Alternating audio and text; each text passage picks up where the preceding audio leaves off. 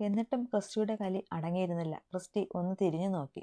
അവന്റെ കയ്യിൽ കൂടെ ഉണ്ടായിരുന്നവർ ഒരു കുപ്പി കൊണ്ടു കൊടുത്തു. അല്ലു ഒഴികെ എല്ലാവരും അതിലെന്താണെന്നറിയാൻ ആകാംക്ഷയോടെ നോക്കി. അവൻ അതിൽ നിന്ന് 3 തേളിനെ അവന്റെ തലയിലേക്ക് തട്ടിക്കൊടുത്തു. അത് റയാന്റെ കഴുത്തിൽ ഊന്ന് കയറുന്നത് കണ്ടു. കുറച്ചു കഴിഞ്ഞ് ചെറുതായി ചോര പൊടിയുന്നതും റയാൻ കിടന്ന് പിടയുന്നതുമൊക്കെ കണ്ട് സാനിയും മിഥുനും റീത്തയും നടുങ്ങിയിരിക്കുവാണ്. അവർക്ക് അലക്സ് എന്ന ചെകുത്താനെ അറിയാം. പക്ഷേ ക്രിസ്റ്റിയിൽ നിന്ന് ഇങ്ങനെയൊരു നീക്കം പ്രതീക്ഷിച്ചില്ല. ക്രിസ്റ്റി അല്ലുവിന്റെ അടുത്തേക്ക് വന്നു. ഇവൻ എന്താ ചെയ്യാൻ പോകുന്നേ? മിഥുനെ ചൂണ്ടിക്കൊണ്ട് ക്രിസ്റ്റി ഗൗരവത്തിൽ ചോദിച്ചു. അവനെ ഞാൻ ഒരിക്കൽ വിലക്കി വിട്ടു. അവൻ വീണ്ടും വന്നു. ഒരിക്കൽ കൂടെ ഞാനിവനെ വെറുതെ വിടുക. അത് മറ്റൊന്നും കൊണ്ടല്ല. ഇവന്റെ കുഞ്ഞിനെ വയറ്റിൽ ചുമന്ന് വീട്ടിലൊരുത്തിയുണ്ട്. അവൾക്ക് വേണ്ടി മാത്രം ഇവന്റെ ജീവൻ ഞാൻ ബാക്കി വയ്ക്കുക, അല്ലു പറഞ്ഞു. മിഥുന് ചെറിയ ആശ്വാസം തോന്നി. പക്ഷേ അത് അധികം നീണ്ടു നിന്നില്ല. 2 പേർ വന്ന് അവനെ എടുത്ത് ടേബിളിൽ കൊണ്ട് കിടത്തി.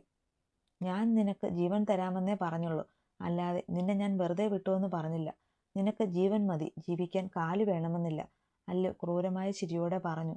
മിഥുൻ ഞെട്ടിക്കൊണ്ട് അല്ലുവിനെ നോക്കി. അപ്പോഴേക്കും അവന്റെ കാലും കൈകളും ഗുണ്ടകൾ മുറുകെ പിടിച്ചു. മിഥുൻ അലറി വിളിച്ചു. ഒരൽപ്പം പോലും അറപ്പോ വിറയലോ ഇല്ലാതെ അവന്റെ നിലവിളി കാതിൽ മുഴങ്ങി കേട്ടിട്ട് പോലും ഒരു മാറ്റവുമില്ലാതെ അല്ലു കാലുകൾ മാറ്റി. മിഥുൻ വിളി തുടങ്ങിയപ്പോൾ തന്നെ ബാക്കി എല്ലാവരും കണ്ണുകൾ മുറുകെ അടച്ചിരുന്നു. അല്ലു അവന്റെ കാലുകളെടുത്ത് മിഥുനെ വിളിച്ചു. ഡാ നോക്കടാ. മിഥുൻ പേടിയോടെയും വിറയലോടെയും വേദന കടിച്ചു പിടിച്ച് അല്ലുവിനെ നോക്കി. അവൻ അവന്റെ കയ്യിലിരുന്ന് ചോര ഒഴുകുന്ന 2 കാലുകൾ അവന് നേരെ ഉയർത്തിക്കാട്ടി. ഇനി നീ എനിക്കോ എന്റെ കുടുംബത്തിനോ നേരെ ഒരു ചെറുവിരൽ അനക്കാൻ ശ്രമിച്ചാൽ നിന്റെ തല എന്റെ കയ്യിൽ ഇതുപോലെ ഇരിക്കും. അതും പറഞ്ഞ് അല്ലു ആ കാലുകൾ ദൂരേക്ക് വലിച്ചെറിഞ്ഞു. ഇവനെ കൊണ്ട് ഏതെങ്കിലും ഹോസ്പിറ്റലിൽ തള്ളിയേക്ക്. നിനക്കിത് അവസാന അവസരമാണ്, അല്ലു അവനെ നോക്കി പറഞ്ഞു. അല്ലു നേരെ റീത്തയുടെ അടുത്തേക്ക് വന്നു. അപ്പോ ഇനി നിനക്കുള്ള സമ്മാനവുമായി ആള് വരുന്നുണ്ട്. റീത്ത വിറയലോടെ അവനെ നോക്കി. അപ്പോഴേക്കും ഒരാൾ അങ്ങോട്ട് കയറി വന്നു. ആ വന്നല്ലോ നിനക്കുള്ള ആള്, അല്ലു ചിരിയോടെ പറഞ്ഞത് കേട്ട് എല്ലാവരും ഒരുമിച്ച് അങ്ങോട്ട് നോക്കി. കയറി വരുന്ന ആളിനെ കണ്ട് അല്ലുവും ക്രിസ്റ്റിയും എബിയും ഒഴികെ ബാക്കി എല്ലാവരും ഞെട്ടി. കയ്യിൽ ഒരു പെട്ടിയുമായി കയറി വരുന്നവനെ കണ്ട് റീത്ത ഞെട്ടിപ്പോയി. കാരണം ഒരിക്കലും ടോണി അവിടെ എത്തുമെന്ന് അവൾ കരുതിയില്ല. അവൻ ചിരിയോടെ വന്ന് അല്ലുവിനെയും ക്രിസ്റ്റിയെയും പുണർന്നു. എബി, ഇവരെ കൂട്ടി നീ വയ്ക്കോ, ഞങ്ങൾ ഇത് കഴിഞ്ഞു വരാം, അല്ലു ഗൗരവത്തിൽ തന്നെ പറഞ്ഞു. കാരണം നീയെയും റിയയും എല്ലാം കണ്ട് പേടിച്ചു വിറച്ചു നിൽപ്പാണ്. ഹോസ്പിറ്റലിലാക്കണോ വീട്ടിലാക്കണോ? എബി സംശയത്തിൽ ചോദിച്ചു. വീട്ടിൽ മതി, ഹോസ്പിറ്റലിൽ അപ്പയുണ്ട്. നീയ പോകും മുന്നേ ഒരിക്കൽ കൂടെ സാനിയെ നോക്കി. അപ്പോഴും അവളുടെ കണ്ണുകളിൽ പകയായിരുന്നു. എബിച്ച. നടന്നു തുടങ്ങിയ എബിയെ ക്രിസ്റ്റി വിളിച്ചു. ഇവൾക്കുള്ള സമ്മാനം കൊടുത്തു കഴിഞ്ഞു റീത്ത ചേച്ചിക്ക് കൊടുക്കാം. ഇവൾക്ക് എന്റെ പെണ്ണിനെ കണ്ട് തീരെ പിടിക്കുന്നില്ല. ഇവളുടെ കണ്ണിൽ ഇപ്പോഴും കാണാം ആ പക. ക്രിസ്റ്റി പറഞ്ഞു നിർത്തിയപ്പോൾ എല്ലാവരും സാനിയെ നോക്കി. അവൾ ദേഷ്യം കൊണ്ട് ചുവന്നിട്ടുണ്ട്. നിനക്ക് എന്റെ പെണ്ണിനോട് പ്രതികാരം ചെയ്യണ്ടേ സാനി? അവന്റെ വാക്കിലെ പുച്ഛം അവളെ ചൊടിപ്പിച്ചു. നീക്ക് ചെറിയ പേടി തോന്നി. കാരണം സാനിയുടെ മുഖഭാവം ഇതുവരെ കാണാത്ത ഒന്നായിരുന്നു. ക്രിസ്റ്റി സാനിയുടെ കയ്യിലെ കെട്ടഴിച്ചു മാറ്റി. ആ നിമിഷം തന്നെ സാനി പാഞ്ഞു വന്ന് ഉടുമ്പ് പിടിക്കും പോലെ ക്രിസ്റ്റിയെ മുറുകെ പുണർന്നു. ക്രിസ്റ്റി ദേഷ്യം കൊണ്ട് വിറയ്ക്കുന്നുണ്ട്. അവന്റെ കൈമുഷ്ടി ചുരുട്ടിപ്പിടിച്ച് കണ്ണുകൾ മുറുകെ അടച്ചു. ക്രിസ്റ്റിച്ച, നീ ഇല്ലാതെ എനിക്ക് പറ്റില്ല. നിനക്ക് വേണ്ടിയാണ് ഞാൻ എല്ലാം ചെയ്തു കൂട്ടിയത്. നോക്ക്, എനിക്കിനി ആരുമില്ല. നീ വേണം ക്രിസ്റ്റിച്ച, എനിക്ക് നിന്നെ വേണം. അവൾ അവനെ മുറുകെ പിടിച്ചുകൊണ്ട് പുലമ്പി. നീയയ്ക്ക് അവളുടെ അവസ്ഥ കണ്ട് ഒരു നിമിഷം സഹതാപം തോന്നി. കൈയെടുക്ക സാൻഡ്രിയ, ക്രിസ്റ്റി ഉറച്ച സ്വരത്തിൽ പറഞ്ഞു. ഇല്ല ചായ, ഇച്ചായൻ എന്നെ ഇഷ്ടമാണെന്ന് പറയാതെ ഞാൻ മാറില്ല. സാനി അതും പറഞ്ഞ് അവനെ കൂടുതൽ മുറുകെ പിടിച്ചു. നിനക്ക് നേരെ പറഞ്ഞാൽ മനസ്സിലാകില്ലേടി പുല്ലേ? ക്രിസ്റ്റി അതും ചോദിച്ച് അവളെ പിടിച്ചു മാറ്റി കൈ വീശി ഒരെണ്ണം കൊടുത്തു. സാനി നിലത്തേക്ക് ചെന്ന് വീണു. തല്ലിച്ചായ, ഈ കൈ കൊണ്ട് മരിക്കാനും എനിക്ക് സന്തോഷമാണ്, തല്ലിച്ചായ. അവൾ അവന്റെ കൈ പിടിച്ച് മുഖത്ത് അടിച്ചുകൊണ്ട് വീണ്ടും പുലമ്പാൻ തുടങ്ങി. അവൻ അവളെ പിടിച്ച് പിറകിലേക്ക് തള്ളി. സാനി ദേഷ്യത്തിൽ ചാടി എണീറ്റു. ഇവൾക്ക് വേണ്ടിയല്ലേ, ഈ നിൽക്കുന്ന ഇവൾക്ക് വേണ്ടിയല്ലേ എന്നെ വേണ്ടെന്ന് വയ്ക്കുന്നേ? ഇവളെ തീർത്താൽ പിന്നെ നമുക്കിടയിൽ ആരുമില്ലല്ലോ. സാനി പുലമ്പിക്കൊണ്ട് നിയയുടെ അടുത്തേക്ക് പോകാൻ തുടങ്ങി. നിയ എന്ത് ചെയ്യണമെന്നറിയാതെ പകച്ചുപോയി.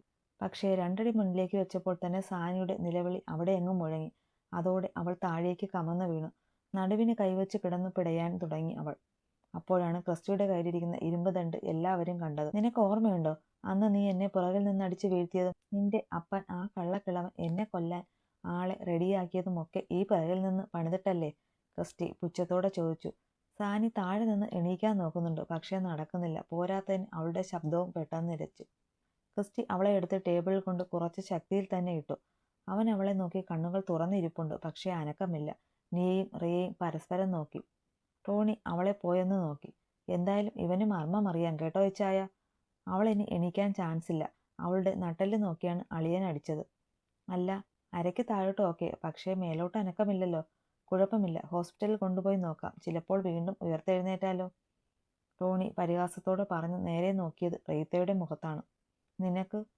നിന്നോട് ശരിക്കും എനിക്കിത്തിരി ഇഷ്ടമുണ്ടായിരുന്നു റീത്ത. ഈ നിൽക്കുന്ന നിന്റെ അനിയത്തി എന്നോട് ആദ്യമേ പറഞ്ഞതാണ് ഒരിക്കലും നീ നന്നാവില്ല, നിന്നെ വിശ്വസിക്കരുതെന്ന്. പക്ഷേ ഞാൻ ടോണിയുടെ ഇടറി. ഞാൻ നിന്നോട് എല്ലാം തുറന്നു പറഞ്ഞ് നിന്നെ പൂർണ്ണ മനസ്സോടെ സ്വീകരിക്കാനിരുന്നതാ. നിനക്കറിയോ, എൻ്റെ അപ്പനും അമ്മയും നിന്നെ മോളായി കണ്ടു നിനക്ക് വേണ്ടി എന്തൊക്കെയോ വാങ്ങി കൂട്ടുന്നുണ്ട്. അവരെയൊക്കെ നീ ഒറ്റ നിമിഷം കൊണ്ട്. റീത്ത പുച്ഛഭാവത്തിൽ അവനെ നോക്കി. അവൻ നിർത്തി. നീ എന്തിനാടി ആ പാവപ്പെട്ട വല്യമ്മച്ചിയെ? നിന്നെ കുറെ കൊണ്ടു നടന്നതല്ലേ, പറയടി. ടോണി ദേഷ്യത്തിൽ അവളുടെ കവളിൽ പിടിച്ചു. റീത്ത ദേഷ്യത്തിൽ മുഖം വെട്ടിച്ചു. അതെ, ഞാൻ തന്നെയാണ് ആ കിളവിയെ. എൻ്റെ ഈ കൈ കൊണ്ട് എൻ്റെ ഇച്ഛായന് വേണ്ടി ഞാൻ ഇനിയും ആരെയും. ഞാൻ പറഞ്ഞതല്ലേ എനിക്കിഷ്ടമാണെന്ന്. ഒരിക്കലെങ്കിലും എൻ്റെ ഇഷ്ടം മനസ്സിലാക്കിയോ? ഇല്ല. ഇന്നലെ വന്ന ഒരുത്തിയല്ലേ എല്ലാവരും എടുത്ത് തലയിൽ വെച്ചത്. റീത്ത ദേഷ്യത്തിൽ അലറുകയായിരുന്നു. അലക്സ് ദേഷ്യം നിയന്ത്രിച്ച് അവളെ നോക്കി. അവൾ ഇനിയും പറഞ്ഞു കഴിഞ്ഞിട്ടില്ല എന്ന് അവന് തോന്നി. നിങ്ങൾക്കറിയോ, ആ ദേവു അവളെ തീർക്കാൻ വേണ്ടിയായിരുന്നു ഞാൻ ഏതിൻ്റെ കൂടെ കൂടിയത്. പക്ഷേ അവന് വേണ്ടത് നിങ്ങളെയാണെന്ന് അറിഞ്ഞപ്പോൾ ഞാൻ അവനുമായി പിരിഞ്ഞു. എനിക്ക് അത്രയ്ക്ക് ഇഷ്ടവായിച്ചായ ഒരേ ഒരു ദിവസം എനിക്ക് നിങ്ങളുടെ ഭാര്യയായിട്ട് ജീവിക്കണം. റീത്ത കരഞ്ഞു പറഞ്ഞു. നടക്കില്ല റീത്ത. ഈ ജന്മമല്ല, ഒരു ജന്മത്തിലും നീ എൻ്റെ പെണ്ണാകില്ല. ഒരിക്കലും ഒരു പെണ്ണും നിന്നെ പോലെ ആകില്ല. ആകാനും പാടില്ല, അല്ലു പറഞ്ഞു. റീത്ത അവനെ നോക്കിയിരുന്നു. നിന്നോട് ഞാൻ എന്ത് ക്ഷമിച്ചാണ്. നീ നമ്മുടെ വല്യമ്മച്ചിയെ, നിന്നെയും എന്നെയും ഇവളെയൊക്കെ എങ്ങനെ നോക്കിയതാണെന്ന് നിനക്കറിയാം. എന്നിട്ട് അതിന് നിനക്ക് മാപ്പില്ല റീത്ത, അല്ലു പറഞ്ഞു. ഇന്ന് തന്നെ റീത്തയ്ക്ക് റീത്ത് വെക്കോ എബി അവളെ ഒന്ന് സൂക്ഷിച്ചു നോക്കി. നിന്റെ ചേച്ചിയാണത്, എബി പറഞ്ഞു. അയിന്? റിയ പുച്ഛത്തിൽ ചോദിച്ചു. അയിന് അവളെ ആ ചെകുത്താൻ ചിലപ്പോൾ ഒരവസരം കൂടെ കൊടുക്കാൻ പറഞ്ഞു നോക്കടി. അവൾ നന്നായാലോ, എബി റിയോട് പറഞ്ഞു. പിന്നെ വേറെ ജോലിയില്ല, ഇവളെ നേരത്തെ കൊല്ലേണ്ടതാ. ഇത്രയും വളർത്തിക്കൊണ്ട് വന്നതേ ഇച്ഛായൻ ചെയ്ത തെറ്റ്, റിയ എബിയോട് ചേർന്ന് നിന്ന് പറഞ്ഞു. അവൻ അവളെ സൂക്ഷിച്ചു നോക്കി. ക്രിസ്റ്റി, അല്ലു ഉറക്കെ വിളിച്ചു. എല്ലാവരെയും കൂട്ടി നീ വീട്ടിലേക്ക് പൊയ്ക്കോ. അവൻ അല്ലുവിനെ ഒന്ന് സൂക്ഷിച്ചു നോക്കി. അല്ലുവും ടോണിയും റീത്തയും ഒഴികെ ബാക്കിയുള്ളവർ പുറത്തേക്ക് പോയി. എന്നെ എങ്ങനെ കൊല്ലാനായിച്ചായ ആഗ്രഹം? വേദനിപ്പിച്ചായിരിക്കും അല്ലേ? എന്നെ എത്ര വേദനിപ്പിച്ച് കൊന്നാലും അത് എൻ്റെ ഇച്ഛായൻ്റെ കൈകൊണ്ട് തന്നെ ആയിരിക്കണം, റീത്ത പറഞ്ഞു. അതിന് ഞാൻ നിന്നെ കൊല്ലുന്നൂന്ന് ആരാ പറഞ്ഞത്? നീ മരിക്കില്ല റീത്ത, നീ ജീവിക്കും, നരകിച്ച് ജീവിക്കും, അല്ലു പറഞ്ഞു. 4 വർഷങ്ങൾക്ക് ശേഷമുള്ള ഒരു ദിവസം. ദേ ഇച്ഛായ, എനിക്ക് ദേഷ്യം വരുന്നുണ്ട് കേട്ടോ. 2 പിള്ളേരെ നോക്കുന്നതിലും മെനക്കേടാണ് നിങ്ങളുടെ കാര്യം. എന്നെ വിട് മനുഷ്യ. ഇപ്പോൾ താഴേക്ക് പോയ 2 എണ്ണം എന്നെ നാറ്റിക്കുന്നു, അല്ലുവിനെ പിടിച്ചു മാറ്റാൻ ശ്രമിച്ചുകൊണ്ട് ദേവു പറഞ്ഞു. നീ ഇപ്പോൾ തീരെ റൊമാൻറ്റിക് അല്ല കേട്ടോ ദേവു, അല്ലു പരാതി പോലെ പറഞ്ഞ് അവളുടെ കവളിൽ അമർത്തി മുത്തി. ദേ ഇച്ഛായ, കൊഞ്ചല്ലേ, അങ്ങോട്ട് മാറ് മനുഷ്യ, എന്നെ അവിടെ തിരക്കും, അല്ലുവിനെ തള്ളി മാറ്റാൻ ശ്രമിച്ചുകൊണ്ട് ദേവു പറഞ്ഞു. ഓ പോടി അൺറൊമാൻറ്റിക് മൂരാച്ചി, ഞാൻ എൻ്റെ പിള്ളേരെവിടെയെന്ന് നോക്കട്ടെ. ദേവുവിനെ പിടിച്ചു മാറ്റി അല്ലു ഇറങ്ങിപ്പോയി. ദേവു ഒരു ചിരിയോടെ സാരി റെഡിയാക്കി അവന് പിന്നാലെ ഇറങ്ങി. ഓ ഇച്ചായ, നിങ്ങൾ എന്തൊരു മനുഷ്യനാണ്. എൻ്റെ ചേട്ടത്തിയെ ബാക്കി വെച്ചിട്ടുണ്ടോടോ താൻ? ക്രിസ്റ്റിയുടെ ഡയലോഗ് കേട്ട് അല്ലു അവൻ്റെ ഷർട്ടിന് തൂക്കിയെടുത്തു. വിടടോ കള്ള, ക്രിസ്റ്റി പറഞ്ഞു. ഒരെണ്ണം തന്നാലുണ്ടല്ലോ, ഞാൻ എൻ്റെ സ്വന്തം പ്രോപ്പർട്ടിയോട് ഒന്ന് റൊമാൻറ്റിക് ആയതിൽ നിനക്കെന്താടാ, അല്ലു ചോദിച്ചു. അയ്യോ എനിക്കൊന്നുമില്ല. ഇപ്പോൾ 2 കുരുപ്പ് അങ്ങോട്ട് വിളിച്ചു കൂവിയിട്ടാ പോയത് അപ്പായി അമ്മയെ ഉമ്മ വെച്ചൂന്ന്, ക്രിസ്റ്റി ചിരിയോടെ പറഞ്ഞു. കർത്താവേ, ഇന്നും പട്ടിണിയാണല്ലോ. ഇവളുമാർ എൻ്റെ കഞ്ഞിയിൽ പാറ്റയാണല്ലോ, അല്ലു തലയിൽ കൈവച്ചു പറഞ്ഞു. ക്രിസ്റ്റി അടുത്തു നിന്ന് ചിരിക്കാൻ തുടങ്ങി. കൂടുതൽ ചിരിക്കല്ലേ, നിന്റെ മോൻ ഒട്ടും മോശമല്ലെന്ന് ഓർക്കണം. ക്രിസ്റ്റിക്കിട്ട് ഒന്ന് താങ്ങിക്കൊണ്ട് അല്ലു താഴേക്ക് പോയി. ക്രിസ്റ്റി വേഗം നിയയുടെ അടുത്തേക്ക് ഓടി. നിയ വീർത്ത വയറുമായി കണ്ണാടിയുടെ മുന്നിൽ നിൽക്കുവാണ്. ക്രിസ്റ്റി വന്ന പാടെ അവളെ പുറകിൽ നിന്ന് പൊതിഞ്ഞു പിടിച്ചു. കവളിൽ അമർത്തി ഉമ്മ വെച്ചു. നിയ കണ്ണാടിയിലൂടെ അവന്റെ പ്രതിബിംബത്തെ നോക്കി പുഞ്ചിരിച്ചു. നീ ഓരോ ദിവസം കൂടുന്തോറും ആകെ ചുവന്ന് സുന്ദരിയാവുക. കണ്ടിട്ട് കടിച്ചു തിന്നാൻ തോന്നുന്നുണ്ട്. നിയ ഒന്നുകൂടെ ചുവന്നു അവന്റെ വാക്കുകളിൽ. എൻ്റെ പൊന്നു മോളെ, ഇനിയും നീ ഇങ്ങനെ ചുവന്നു നിന്നാൽ ഇന്ന് ബേബി ഷവർ നടക്കില്ല. വന്നേ മനുഷ്യനെ വഴിതെറ്റിക്കാനായിട്ട്. ക്രിസ്റ്റി അതും പറഞ്ഞ് അവളുടെ കൈപിടിച്ച് മുന്നോട്ട് പോകാൻ നിന്നതും അവൾ അവനെ പിടിച്ചു നിർത്തി. എന്താടാ, അവൻ സംശയത്തിൽ ചോദിച്ചു. പക്ഷേ മറുപടി പറയാതെ അവനെ മുറുകെ കെട്ടിപ്പിടിച്ചു അവൾ. എന്തു പറ്റി എൻ്റെ നിയക്കൊച്ചിന്? അവളുടെ തലയിൽ തലോടിക്കൊണ്ടവൻ ചിരിയോടെ ചോദിച്ചു. കുറച്ചു നേരം ഇങ്ങനെ നിൽക്കണമെന്ന് തോന്നി, നിയ പറഞ്ഞു. അച്ഛാ. അപ്പോഴേക്കും അവരുടെ കുറുമ്പൻ അവിടെ എത്തിയിരുന്നു. ലിവിൻസ് റയാൻ എന്ന ലിച്ചു. ആ വന്നല്ലോ എൻ്റെ കഞ്ഞിയിലെ പാറ്റ. ക്രിസ്റ്റി പതിയെ നിയോയുടെ ചെവിയോടം പറഞ്ഞു. അവൾ അവനെ കൂർപ്പിച്ചെന്ന് നോക്കി. പിന്നെ ഒരു ചിരിയോടെ ക്രിസ്റ്റി കുറുമ്പനെ എടുത്ത് നിയോയുടെ ചേർത്ത് പിടിച്ചു. ആ വന്നല്ലോ അടുത്ത താരം, നിയ പറഞ്ഞു. ക്രിസ്റ്റീപ്പ വിളികേട്ട് ക്രിസ്റ്റി ചിരിയോടെ നോക്കി. 2 കുറുമ്പുകൾ ഒരേപോലെ ഡ്രസ്സൊക്കെ ഇട്ട് സുന്ദരിമണികൾ ആയി നിൽപ്പുണ്ട്. അല്ലുവിൻ്റെയും ദേവുവിൻ്റെയും കുറുമ്പീസ്. കരിഷ്ക അലക്സ് ഡേവിഡ് എന്ന കല്ലുവും കർഷിക അലക്സ് ഡേവിഡ് എന്ന കുഞ്ഞിയും. അവൻ്റെ ചിരി കണ്ടതും രണ്ടും അവൻ്റെ അടുത്തേക്ക് ഓടിയെത്തിയിരുന്നു. അപ്പോഴേക്കും ഒരാൾ മുഖം വീർപ്പിച്ച് അല്ലുവിൻ്റെ അടുത്തേക്ക് പോയിരുന്നു. അല്ലു, എബിയും മോളും എവിടെ? ഇന്നത്തെ സ്പെഷ്യൽ അവറാണല്ലോ, ഡെവി ചോദിച്ചു. ഞങ്ങൾ ദാ വന്നു അപ്പ. എബിയും റിയയും ഇറങ്ങി വന്നു. റിയയ്ക്ക് ഇത് 8ാം മാസമാണ്, നിയയ്ക്ക് ഇത് 6. അപ്പോൾ പിന്നെ 2 പേർക്കും ഒരുമിച്ച് ബേബി ഷവർ നടത്താമെന്ന് കരുതി.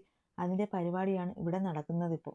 അന്നത്തെ ആ സംഭവം എല്ലാം കഴിഞ്ഞ് 1 മാസം തികയും മുന്നേ പാവപ്പെട്ട എബിയെ അല്ലു അമേരിക്കയ്ക്ക് കടത്തി.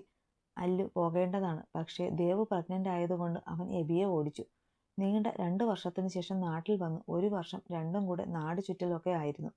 പിന്നെയാണ് കുടുംബ പ്ലാനിങ് തുടങ്ങിയത്.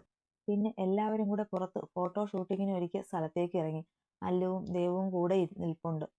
എല്ലാവരും ഫോട്ടോ എടുപ്പിൽ ശ്രദ്ധിച്ചപ്പോൾ അല്ലു പതിയെ ദേവുവിൻ്റെ അടുത്തേക്ക് നീങ്ങി.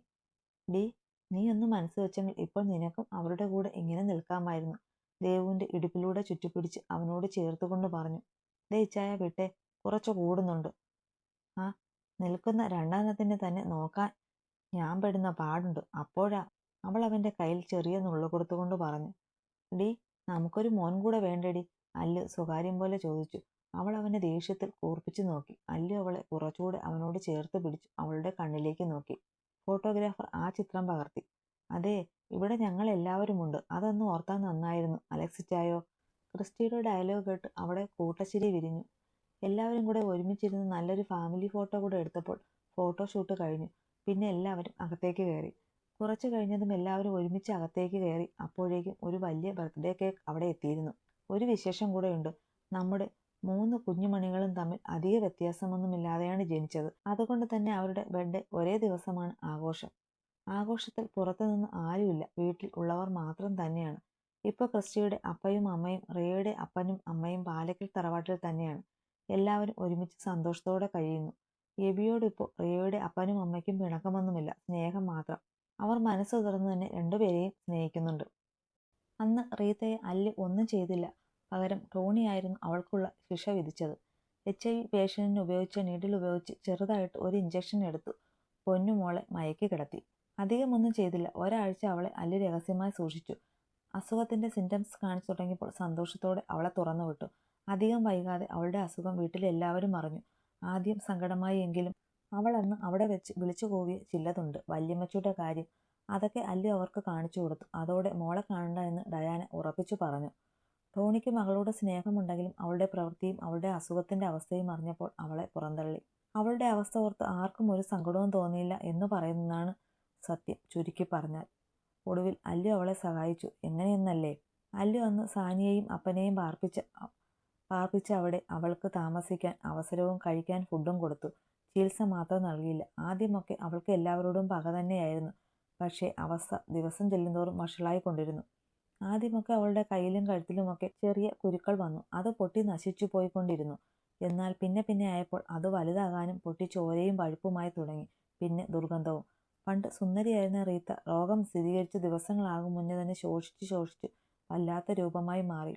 ഒരു ദിവസം അവൾക്ക് ഫുഡ് കൊടുക്കാൻ ചെന്ന ഗാർഡ്സ് അവളുടെ അനക്കമൊന്നും ഇല്ലാത്തതുകൊണ്ട് അവൾ കിടക്കുന്ന സ്ഥലത്ത് നോക്കിയപ്പോൾ കണ്ടത് അവൾക്ക് അവളുടെ രൂപം കാണാൻ വച്ചിരുന്ന കണ്ണാടി പൊട്ടിച്ചു അതിൻ്റെ ചില്ല് കഷ്ണം കൊണ്ട് തന്നെ അവൾ അവളുടെ ജീവിതം അവസാനിപ്പിച്ചു. അല്ലു അവസാനമായി ഒന്ന് കാണാൻ പോലും പോയില്ല. അവരോട് തന്നെ എടുത്തു മൂടാൻ പറഞ്ഞു.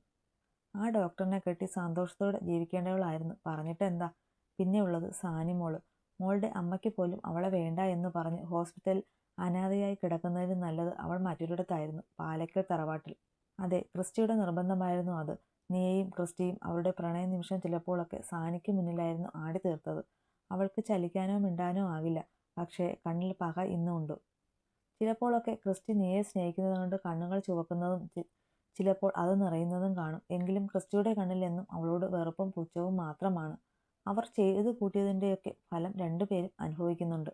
അവർ അത് അനുഭവിക്കട്ടെ. അങ്ങോട്ട് പോയ കേക്കെങ്കിലും കിട്ടും. കേക്ക് കുഞ്ഞിച്ചക്കനെ നടുക്ക് നിർത്തി അവൻ്റെ ചേച്ചിമാർ 2 സൈഡിൽ നിന്ന് 3 പേരും ചേർന്ന് സന്തോഷത്തോടെ കേക്ക് കട്ട് ചെയ്തു. ആദ്യത്തെ പീസ് എപ്പോഴും ഡെവിക്കാണ് 3 പേരും കൊടുക്കുന്നത്. അത് കഴിഞ്ഞ് സ്വന്തം അപ്പനും അമ്മയ്ക്കും. കേക്ക് കട്ടിങ് കഴിഞ്ഞ് എല്ലാവരും അവർക്കുള്ള ഗിഫ്റ്റൊക്കെ കൊടുത്തു. പിന്നെ കഴിക്കാനായി പോയി. ആ സമയത്താണ് കുറുമ്പൻ ഒരു കുഞ്ഞു പീസ് കേക്കുമായി സാനിയുടെ അടുത്തേക്ക് പോയി. ക്രിസ്റ്റി അത് കണ്ട് അവൻ്റെ പിന്നാലെ പോയി. സാനി ഇപ്പോൾ ഏതാണ്ട് അങ്ങേയറ്റം എത്തിയിട്ടുണ്ട്. സ്വന്തം അമ്മയ്ക്ക് പോലും വേണ്ടാത്ത മകളെ ഇവിടെ ഇട്ട് നോക്കുന്നതിൽ ക്രിസ്റ്റിയുടെ അമ്മയ്ക്ക് നല്ല ദേഷ്യമുണ്ട്. പോരാത്തതിന് ക്രിസ്റ്റിയെ കൊല്ലാൻ കൂടെ ശ്രമിച്ചതല്ലേ. ലിച്ചു അവൻ്റെ കയ്യിലെ കേക്ക് കൊണ്ട് സാനിയുടെ ചുണ്ടിൽ അല്പം തൊട്ടുകൊടുത്തു. എൻ്റെ ബർത്ത്ഡേ കേക്ക്, നല്ല രുചിയുണ്ട്, കഴിച്ചോ. അവൻ വലിയ കാര്യത്തിൽ പറയുന്നുണ്ട്. സാനിയുടെ കണ്ണ് അറിയാതെ നിറഞ്ഞു വന്നു ആ നിമിഷം. ലിച്ചു. ക്രിസ്റ്റിയുടെ ഉറക്കെയുള്ള വിളി കേട്ട് ലിച്ചു തിരിഞ്ഞു നോക്കി. അച്ഛാ. അവൻ വേഗം ക്രിസ്റ്റിയുടെ അടുത്തേക്ക് പോയി. എന്താ ഇവിടെ? അവിടെ എല്ലാവരും കഴിക്കാൻ പോയത് കണ്ടില്ലേ നീ? കുറച്ച് ഗൗരവത്തിലായിരുന്നു ക്രിസ്റ്റി. ആൻറ്റിക്ക് കേക്ക് കൊടുക്കാൻ വന്നതാ, ലിച്ചു പറഞ്ഞു. കൊടുത്തല്ലോ, ഇനി പൊയ്ക്കോ. അവൻ സാനിയെ ഒന്നുകൂടെ നോക്കി പുറത്തേക്ക് പോയി. ക്രിസ്റ്റി സാനിയുടെ അടുത്തെത്തി അവളുടെ അടുത്തേക്ക് മുഖമടുപ്പിച്ചു. അന്ന് നീ നശിപ്പിക്കാൻ പറഞ്ഞ കുഞ്ഞാടി ഇപ്പോൾ നിന്നെ വന്ന് നോക്കിയിട്ട് പോയത്. കിടക്ക് നീ. നീ ചെയ്തു പോയത് ഓർത്ത് നീ ദുഃഖിക്കുന്ന ദിവസം ചിലപ്പോൾ നിന്നെ ദൈവം വിളിക്കും. ഇല്ലെങ്കിൽ നീ കുറച്ചുകൂടെ ഇങ്ങനെ നരയിക്കും. ക്രിസ്റ്റി അവളെ ദേഷ്യത്തിലൊന്ന് നോക്കി പുറത്തേക്ക് പോയി. ആഘോഷങ്ങളും പരിപാടികളും കഴിഞ്ഞ് രാത്രി എല്ലാവരും TV കാണുന്നു. കുട്ടീസ് 3 ഒരുമിച്ച് ഒരു മുറിയിലാണ് ഉറക്കം. അത് ഡെവിയുടെ റൂമിൻ്റെ തൊട്ടടുത്ത് തന്നെ. അതുകൊണ്ട് അച്ഛനമ്മമാർക്ക് ബുദ്ധിമുട്ടില്ല. പിള്ളേർ പകൽ മുഴുവൻ ചാടിത്തുള്ളി നടന്നതുകൊണ്ട് നേരത്തെ കിടന്നു. നീയയും റേയും തൂങ്ങി തൂങ്ങി ഇരിപ്പുണ്ട്. ദേവു ഓഫീസിലെ ഏതോ ഫയൽ നോക്കിയിരിക്കുകയാണ്. അപ്പോഴാണ് ആ വാർത്ത ശ്രദ്ധിച്ചത്. 3 വർഷത്തിലേറെയായി തിരിഞ്ഞുകൊണ്ടിരിക്കുന്ന ഏതൻ ഗ്രൂപ്പ്സിൻ്റെ MD ഏതനെ മരിച്ച നിലയിൽ കണ്ടെത്തിയത്. കഴിഞ്ഞ 3 വർഷത്തിലധികമായി ബിസിനസ് ട്രിപ്പ് എന്ന് പറഞ്ഞു പോയ ഏതനെ കാണാതായിട്ട്. എന്നാൽ കുറച്ച് മുന്നെയാണ് നഗരത്തിലെ ബ്രിഡ്ജിന് സമീപത്തു നിന്ന് ബോഡി കിട്ടിയത്. ദിവസങ്ങളോളം പഴക്കമുണ്ട് ബോഡിക്ക്. അല്ലുവും എബിയും ക്രിസ്റ്റിയും പരസ്പരം ഒന്ന് നോക്കി. പിന്നെ പുറത്തേക്കിറങ്ങി. സംഭവം എന്താന്നല്ലേ? നമ്മുടെ ഏതൻ കൂടെ ആയാലേ അല്ലുവിൻ്റെ ശത്രുപക്ഷം തീരൂ. കാരണം ഏതനായിരുന്നു ആദ്യം അല്ലുവിൻ്റെ നേരെ വന്നത്. പിന്നെ ആയിരുന്നു ബാക്കിയൊക്കെ. ഏതൻ്റെ പ്രതികാരത്തിൻ്റെ കാരണം തിരക്കി ഒടുവിൽ ചേട്ടനെ അല്ലു കൊന്നതാണ് കാരണം എന്ന് പറഞ്ഞു. അല്ലു ആകുന്നത്ര പറഞ്ഞു നോക്കി. അവൻ്റെ ചേട്ടൻ കാരണമാണ് ആ കുട്ടി മരിച്ചത് എന്ന്. കേട്ടില്ല. അല്ലുവിനെ തീർത്തേ അടങ്ങൂ. കൂടെ ഉണ്ടായിരുന്ന എബിയും ക്രിസ്റ്റിയും ആവശ്യത്തിൽ കൂടുതൽ കൊടുത്തു. കൊണ്ട് പൂട്ടി. എബി പോയി കഴിഞ്ഞു ക്രിസ്റ്റി പലതവണ പോയി കണ്ടു. ഏതനെ തിരുത്താൻ ശ്രമിച്ചു. കേട്ടില്ല. ഒടുവിൽ അവിടെ കിടന്ന് നരയിച്ച് തീർന്നു. ഇച്ചായോ? ക്രിസ്റ്റി അല്ലുവിൻ്റെ തോളിൽ കൈയിട്ടു. എന്താടാ? എന്തൊക്കെ പ്രശ്നങ്ങളുണ്ടായി നമ്മുടെ ജീവിതത്തിൽ? ഇപ്പോൾ എല്ലാം ഒതുങ്ങി ശാന്തമായല്ലേ? അല്ലു ഒന്ന് പുഞ്ചിരിച്ചു. എല്ലാം ഒതുങ്ങി. പക്ഷേ ഇനി എന്താ മുന്നോട്ടുള്ളത്? ഈ ചെകുത്താൻ്റെ കമ്പനിയിൽ അടിമപ്പണി, എബി പറഞ്ഞു. ഡാ കോപ്പെ, നിനക്ക് വേണേൽ നിന്റെ അമ്മായിയപ്പൻ്റെ കമ്പനിയിൽ പോയി ജോയിൻ ചെയ്തുകൂടെ? അല്ലു പറഞ്ഞു. ഓ, അതിലും ഭേദം നിന്റെ അടിമയാണ്, എബി പറഞ്ഞു. അല്ലു അവനെ ചിറഞ്ഞു നോക്കി. ഇച്ചായോ, ഇന്ന് മൊത്തത്തിൽ സന്തോഷമല്ലേ? നമുക്ക് ചെറുതായിട്ടൊന്ന് കൂടിയാലോ? അല്ലു ചിരിയോടെ ചോദിച്ചു. അല്ലുവും എബിയും നന്നായി അതിന് ചിരിച്ചു. അപ്പന്മാരെ കൂട്ടാതെ കുടിക്കുന്നത് അത്ര നല്ലതല്ല കേട്ടോടോ, ഡെബി പുറകിൽ നിന്ന് വിളിച്ചു പറഞ്ഞു. എന്നാ പിന്നെ നമുക്ക് എല്ലാവർക്കും കൂടെ കൂടാ. എവിടെയെങ്കിലും കാണോ ഇതുപോലെ അപ്പനും മക്കളും ഒരുമിച്ചിരുന്ന് മദ്യസേവ? എബിയായിരുന്നു പറഞ്ഞത്. ഡാ മരുമോനെ, മൊത്തത്തിൽ കള്ളുകുടിയന്മാരെ ആക്കാതെ ഞങ്ങളെ വല്ലപ്പോഴുമല്ലേ ഉള്ളൂ. പിന്നെ ഒരു ചിരിയോടെ ക്രിസ്റ്റി അകത്തേക്ക് പോയി കുപ്പിയും ഗ്ലാസുമായി വന്നു. തൊട്ടു പിന്നാലെ എബി ടച്ചിങ്സ് കൊണ്ടുവന്നു. അപ്പോൾ തുടങ്ങുമല്ലേ? ക്രിസ്റ്റി ഗ്ലാസ് എടുത്ത് ഉയർത്തിക്കൊണ്ട് ചോദിച്ചു. ഈ കഥ ഇവിടെ അവസാനിക്കുകയാണ്. ഇത്രയും നാൾ നിങ്ങൾ തന്ന സപ്പോർട്ടിന് ഒത്തിരി നന്ദി. Okay, thank you.